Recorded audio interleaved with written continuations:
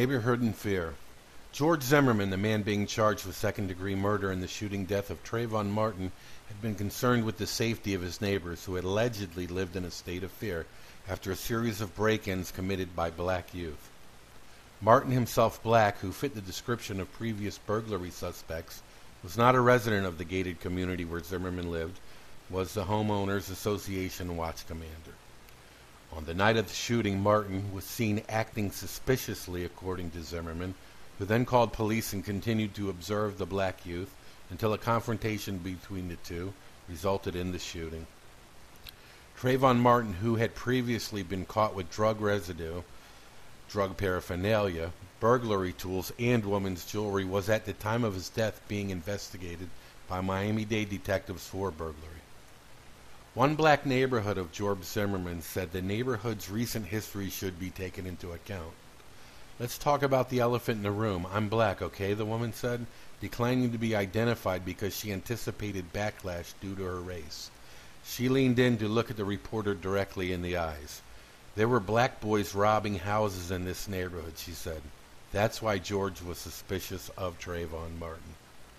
By the summer of 2011, Twin Lakes, previously a family-friendly first-time homeowner community, was experiencing a rash of burglaries and break-ins.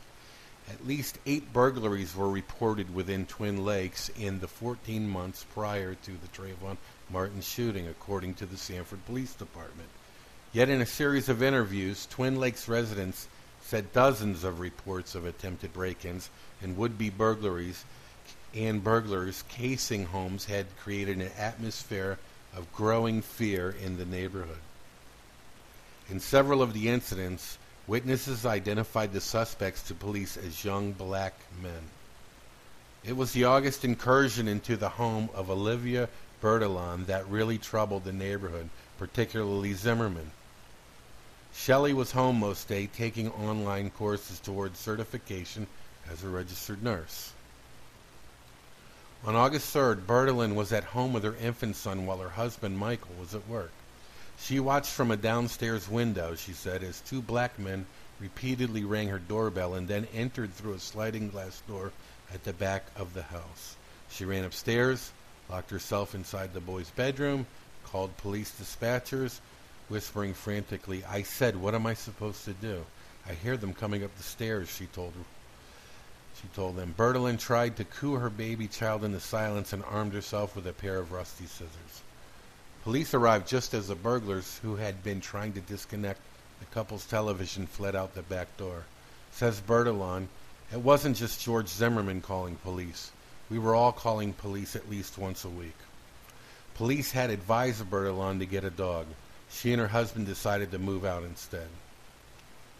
Less than 2 weeks later, Jorge Rodriguez, a friend and neighbor of the Zimmermans' Twin Lakes home, was also burglarized.